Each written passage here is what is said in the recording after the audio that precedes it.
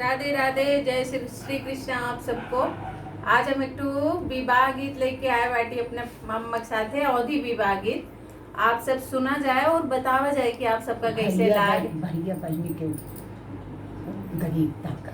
अच्छा, भैया भैया बहनी के गरीबता के गीत हो। अम्मा हमारे हमका समझावत है का है गीत के भाव का है, तो आप सब सुना जाए और बतावा जाए कि कैसे लाग। आप सबका कमेंट में जरूर बतावा जाए।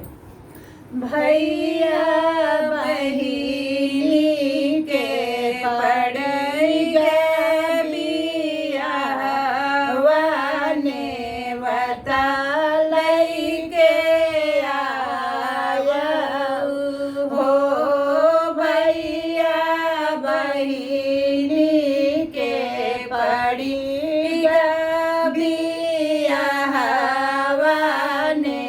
बता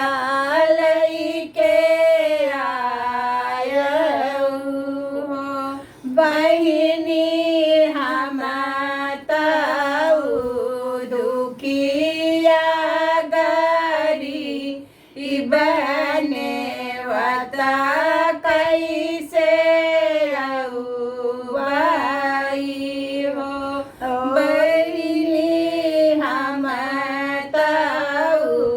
दुखिया गरी बने बता कैसे आई।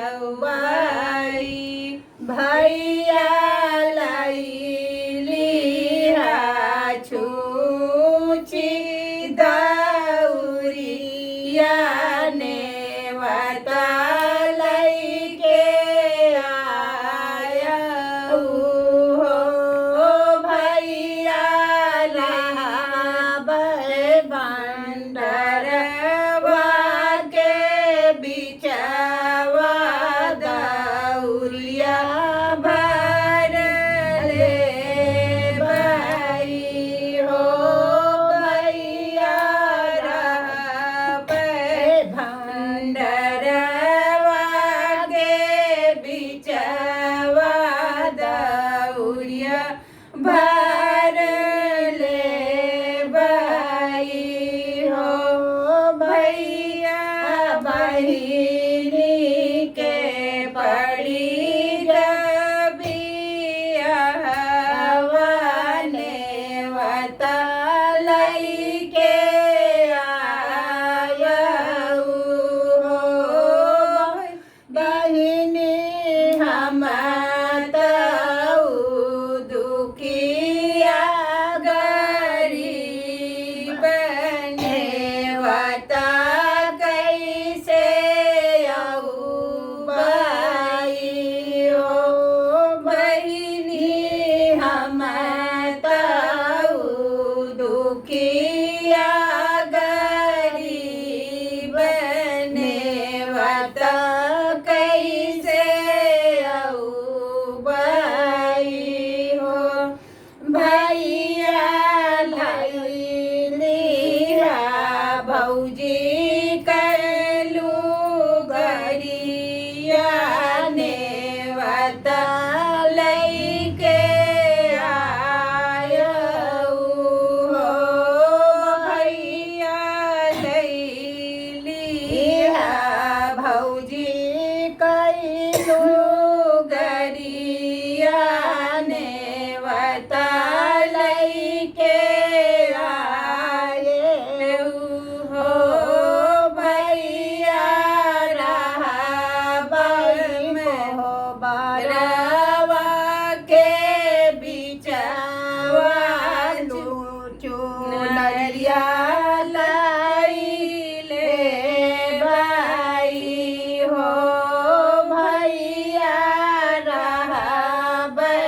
को बरवा के बिचवा चुनरिया कैले भाई हो। भैया बहिनी के पड़ बियाहवाने बता लइके आयऊ हो।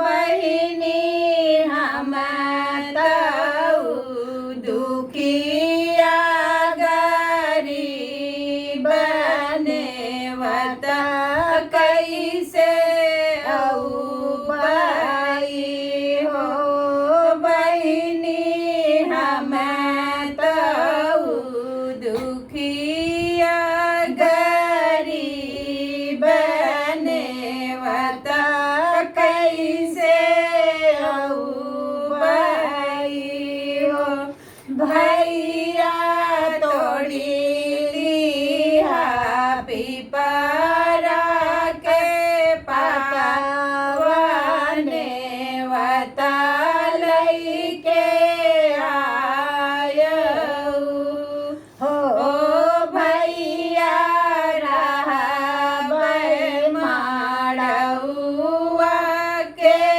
बिचवा चरवा भारी लेबै चरवा